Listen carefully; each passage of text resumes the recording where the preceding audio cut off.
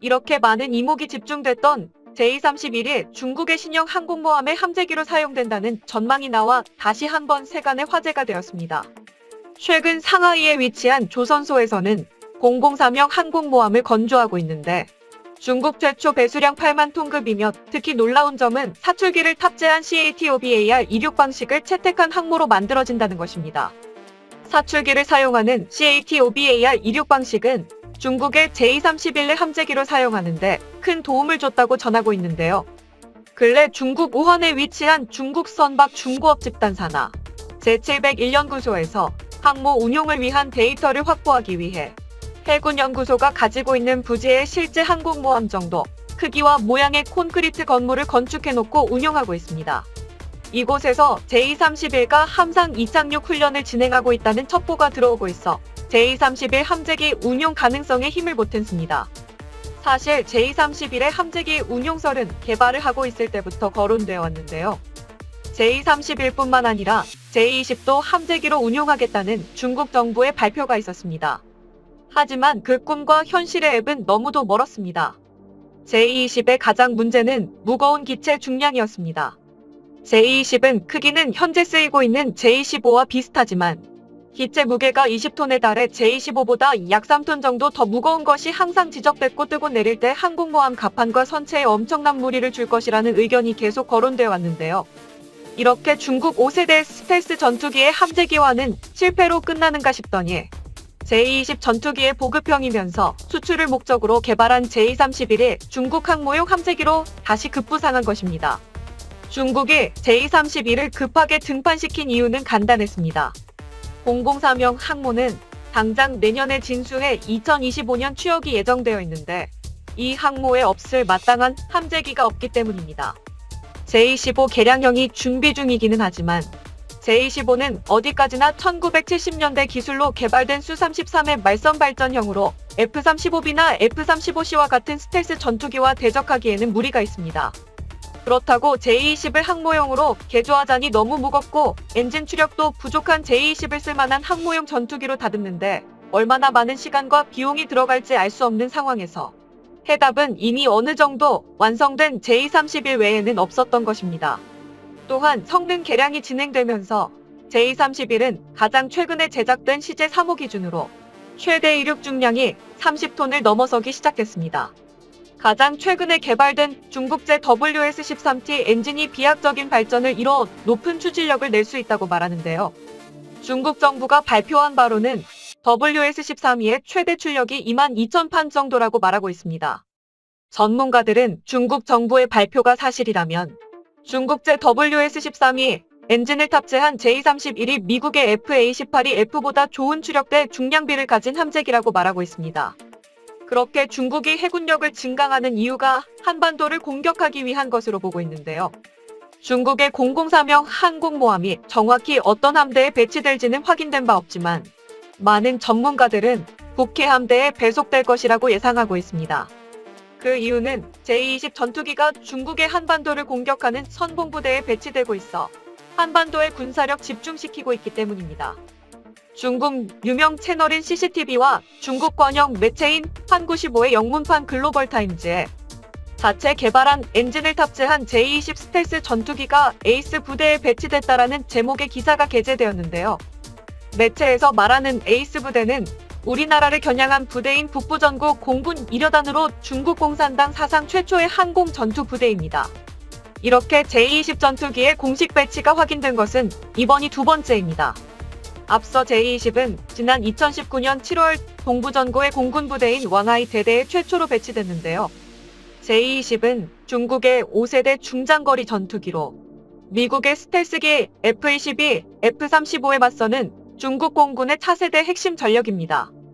과거 제220의 동부전구 배치에 대해 전문가들은 최근 대만과 미국의 군사협력 강화 등을 겨냥한 것은 물론 태평양 지역에서 군사활동에 맞서기 위한 것이라 전했습니다.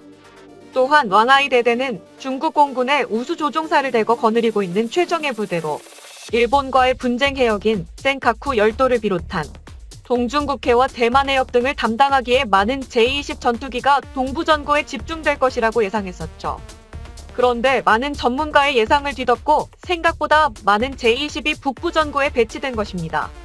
글로벌타임즈에 따르면 중국 인민해방군 공군 대변인은 이 비행대대의 전시는 항미원조가 국토방공작전에서 92대의 적기를 격추한 선봉 영웅 비행부대라고 전했다고 하는데요. 중국인민해방군 공군 전문가인 왕밍즈는 영웅의 군대는 반드시 선봉에 서야 하기 때문에 최고의 항공기가 전달돼야 한다고 말했습니다. 이 말은 모체가 한국전쟁 당시 이름을 날렸던 부대인 만큼 유사시 제20 전투기로 한반도를 공격하겠다는 것으로 예측할 수 있습니다. 또한 몇몇 전문가들은 미중 간의 대만 해협에서 미군의 압박을 타개하기 위해 한반도를 겨냥하는 전략으로 전환했다고 예상했습니다. 중국이 한반도 전략을 수정하며 군사적인 움직임에 우리나라도 대응 태세를 보이고 있습니다. 최근 우리 군은 올해 말부터 동해에서 항공기 대응과 미사일 방어를 위한 대공 요격 미사일과 군사시설 및 원점 타격을 위한 탄도미사일 시험 발사를 할 것이라고 밝혔습니다. 그동안 국방과학연구소는 충남 태안군에 위치한 안흥시험장에서 미사일 시험 발사를 해왔지만 미사일을 시험할 수 있는 시험선을 도입할 예정이어서 동해상에서도 시험 발사가 가능해졌다고 말했습니다. ADD는 미사일 시험 발사를 위해 1,500억 원을 들여 동해 시험장을 완공했습니다. 미사일 요격을 위한 추적소는 강원도 평창군의 황병산과 울릉도에 각각 세웠고 삼척시의 각종 시험 데이터 등을 분석하는 연구센터도 건립했습니다.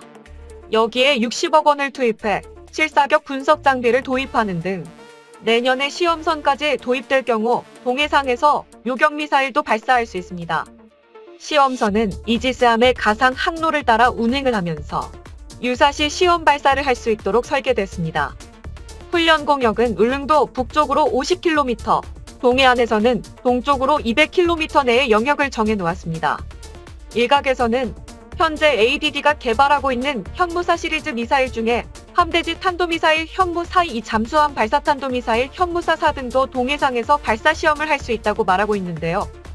ADD는 그동안 미사일 발사를 안흥시험장에서 고각으로 시험 발사했지만 사거리가 400km를 넘을 수 없어 장거리 미사일 발사에 한계가 있었습니다. 하지만 동해안에서 발사할 경우 이어도까지 800km가 넘어 시험 발사가 충분할 것으로 보입니다. 또한 태안군이 인접한 서해에는 조업 중인 어선들이 많고 시험 중인 미사일 동체가 바닷속에 빠지면 수심이 낮아 적성국 함정이 쉽게 건져 올려 그 미사일 기술을 취득하기 쉽기 때문에 적합하지 않았는데요. 반면 동해는 수심이 깊고 넓어 시험 무대로 최적의 조건을 제공합니다. 이제 능적 항공기 공격에 대한 대비책으로 대공미사일인 SME 발사도 가능할 것으로 보고 있는데요.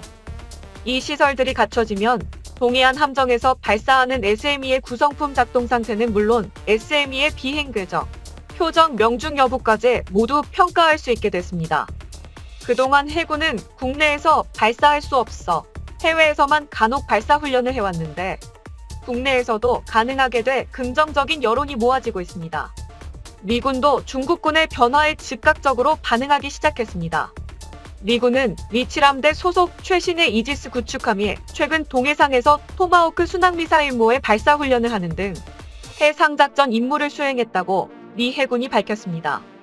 토마호크 미사일은 최대 사거리가 2,500km로 동해상 어디에서든지 중국의 상당 지역에 대한 초정밀 타격이 가능하다는 점에서 중국을 겨냥한 미국의 견제구라고 분석했는데요. 미 해군에 따르면 7함대 소속 이지스 구축함인 라파엘 페럴타는 11일과 15일 사이에 동해상에서 기관포 실사격 훈련 및 해상타격 작전 토마호크 모의 발사 훈련 등을 진행하며 그 화력을 과시했습니다. 토마호크 모의 발사 훈련은 육해공의 적 위협을 레이더로 탐지 및 추적한 뒤 교전하는 절차를 숙달하는 내용으로 실시됐는데요. 통상적으로 미 해군의 이지스 구축함에는 수십 발의 토마호크가 장착돼 있는데 이지스함의 수직 발사대에서 쌓아 올려진 토마호크는 최대 2,500km 밖의 표적을 쏘 단위의 5차로 타격할 수 있습니다. 이 훈련 내용에 대해서 미 해군은 구체적인 훈련 구역과 가상 적국이 어디인지 언급하지 않았지만 이번 훈련이 미국의 억지력을 확인하는 동시에 국제질서에 기초한 해양법 유지와 인도 태평양 지역의 안전 도모 차원이라고 설명했습니다. 군 안팎에선 사실상 동해와 근접한 중국군을 겨냥한 군사훈련이라는 관측에 무게가 실렸습니다. 군 관계자는 최신의 미 이지스함이 동해에서 토마호크 모의 발사 훈련을 공개한 것은 이례적이라며 중국의 영내 해상 패권 확장 가능성을 미국이 그만큼 엄중하게 인식한다는 증거라고 말했는데요.